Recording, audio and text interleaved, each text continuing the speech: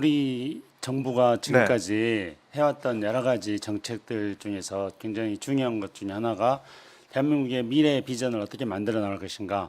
그렇게 하기 위해서 현재 남북 간의 대립과 갈등을 네. 어떻게 해소하고 대화와 협상을 통해서 평화를 정착시킬 것인가 하는 것이었습니다. 이런 취지에서 만들어진 게 통일부입니다.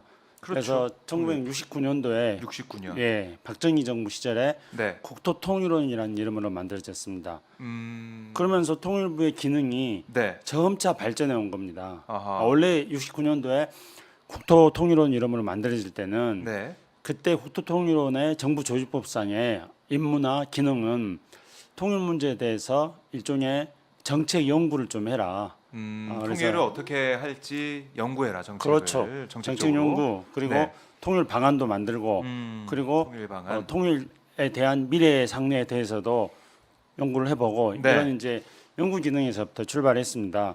그러다가 남북 관계가 계속 변화 발전해 오지 않았습니까? 그러면서 통일부 기능도 점점 확대 발전해 왔습니다.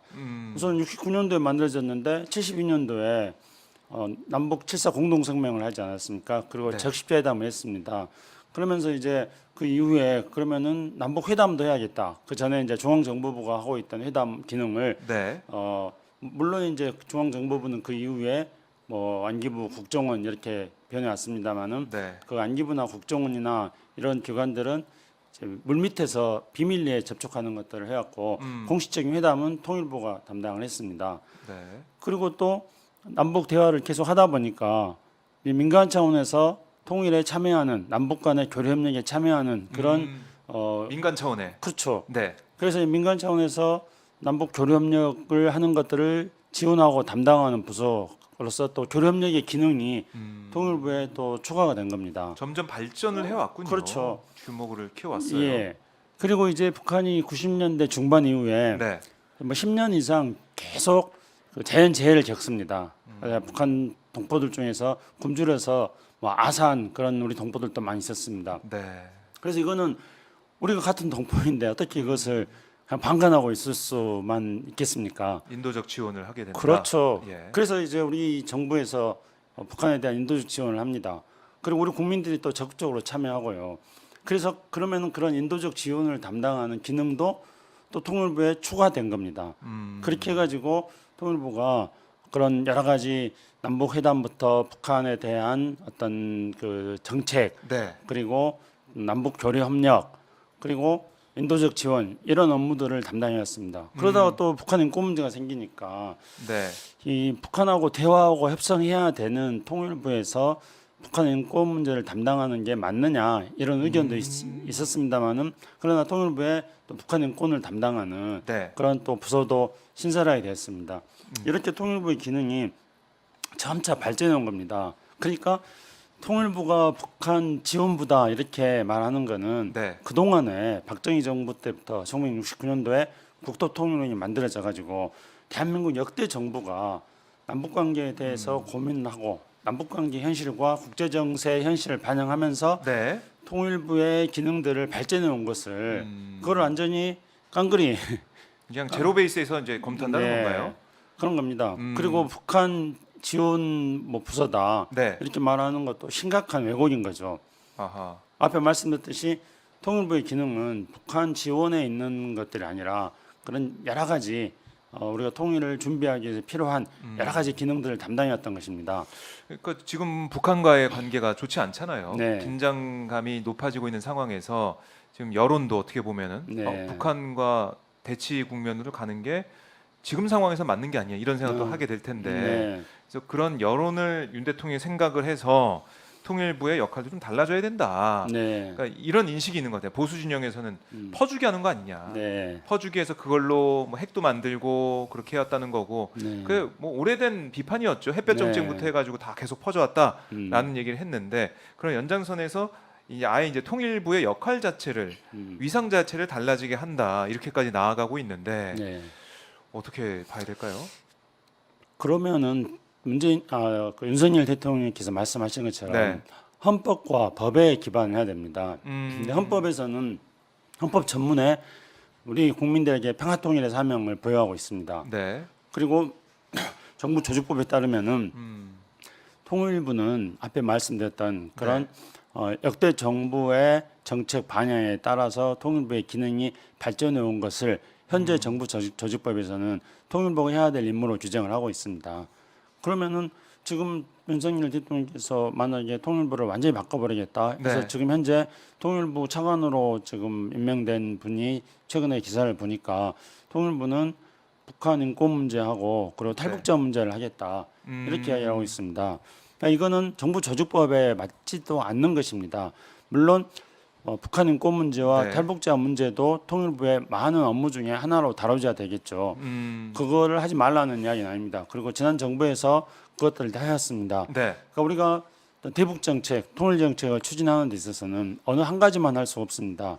마치 어떤 무대 위에서 제가 어떤 접시 돌리기를 한다고 예를 들어본다면은 저는 많은 접시를 돌려야 됩니다. 그래서 대북 지원도 하고 북한 인권 문제도 네. 하고 탈북자 문제도 하고 남북 교류협력도 하고 또 북한의 철도 도로를 남북이 연결시키는 그런 일도 해야 되고 남북 당국간 회담도 해야 되고 그런 수많은 접시들을 동시에 이렇게 돌리는 그런 역할을 해야 되는 겁니다. 그런데 그 많은 정부 조직법에 있는 통일부의 많은 기능들을 다 부정을 하고 오로지 북한 인권 문제하고 그리고 탈북자 지원 문제만 하겠다고 지금 이야기를 하고 있습니다. 그러면은 법에 맞지도 않는 것이 뿐만 아니라 그러면은 통일부라고 이름을 붙일 필요도 없습니다. 이거는 북한 인권 부서 통일부라는 그 이름 자체까지 바꿔야 되는 상황이다. 만약에 그렇게 된다면은 정부 헌법이라 인권부 뭐 예. 이렇게.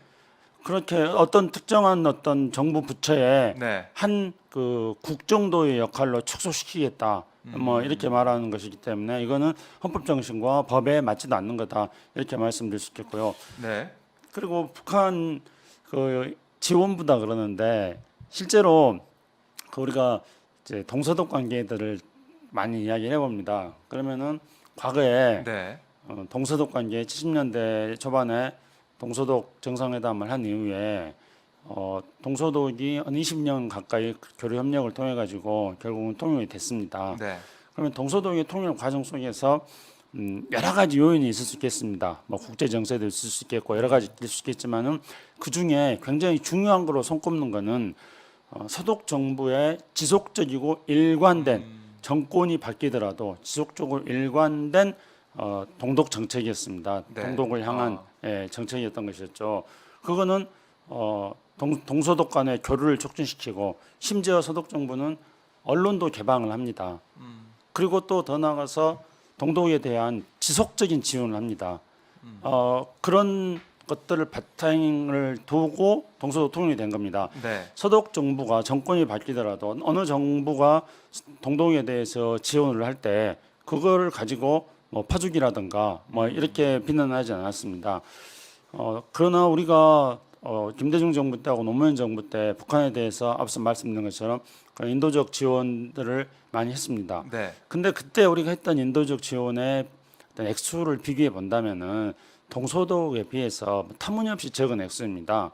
그래서 오히려 북한에 대해서 제대로 퍼주지도 않고 퍼줬다고 비판을 그래요? 받는 것에 대해서 자책하는 분들이 있었을 정도입니다. 아, 이왕 퍼준다고 비판을 받을 바에야 더 지원해 줄 거예요. 더 퍼주고 비판을 받아야지 퍼주지도 않고 무슨 네. 퍼준다고 비판을 받냐 이런 겁니다. 그게 소리처럼 들리지만 그렇죠. 그런 상황이다. 근데 이제 한번 예. 생각해 보십시오. 우리 국민들의 어떤 정서를 한번 생각해 보자는 거죠. 그러면은 우리는 어쨌든지 간에 남과 북은 같은 민족이지만 서로 전쟁으로 분단돼 있지 않습니까? 네. 그런 상황 속에서도 우리가 이제 지금 북한에 비해서 훨씬 더 잘 살게 됐고 우리 국민들의 수준도 굉장히 높아졌습니다. 네. 그래서 우리 국민들은 북한에 대해서 마치 그 힘들고 어렵고 가난하게 사는 그런 동생. 네. 그런데 말 안 듣고 집 나간 동생이다. 이렇게 여기는 국민들도 많이 있습니다. 그러면은 우리가 넉넉하게 살게 된 상황에서 뭐 말 안 듣는다 하더라도 어렵고 힘들고 사는 동생 내 주머니에서 조금 도와주는 거 그거는 우리 국민들이 다 인정하고 지지하고 그 인지상정이라고 생각하는 겁니다. 예. 이런 걸 가지고 뭐 북한 대북 지원부다 한다면은 참 우리 국민들의 그런 정서 인지상정의 인도주의적인 그런 정서조차도 부정하는 것인데요. 그래요. 그러면 이제 통일부가 네. 지금 보면 북한 인권 개선을 위한 국제사회 협력 이걸 이제 강화하는 네. 쪽으로 가고 있고 통일부 차관도 이제 외교부 출신이니까 네. 그리고 김용호 내정자 같은 경우 후보자 같은 경우도 강경 발언을 보면은 쉬울 것 같지 않은데 북한도 지금 보면은 우리한테 아니 문을 닫아놓고 있는 거 아니에요? 예. 그러니까 이 손뼉도 마주쳐야 소리가 난다고. 북한도 사실은 비판받을 부분이 있는 거 아니겠습니까?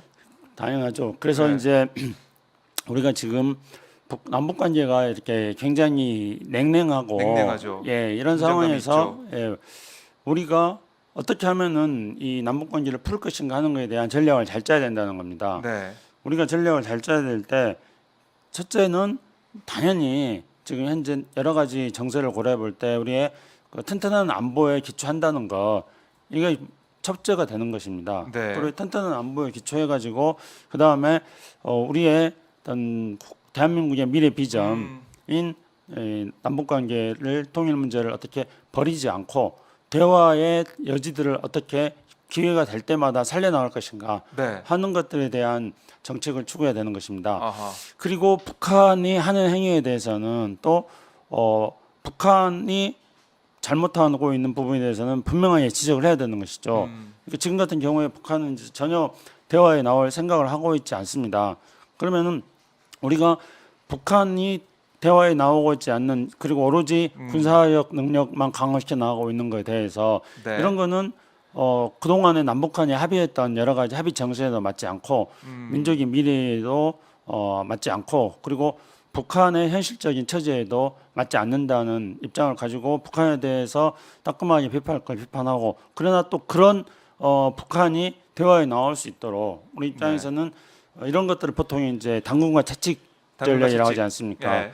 그래서 이제 북한에 대해서 우리가 비판할 거에 대해서는 채찍을 들고 그러나 또 북한에 대해서 대화로 유인할 때에는 또 북한에 대한 당군을 제공하는 것들을 같이 하는 것 이런 것들이 바로 유능한 정책이라고 생각합니다.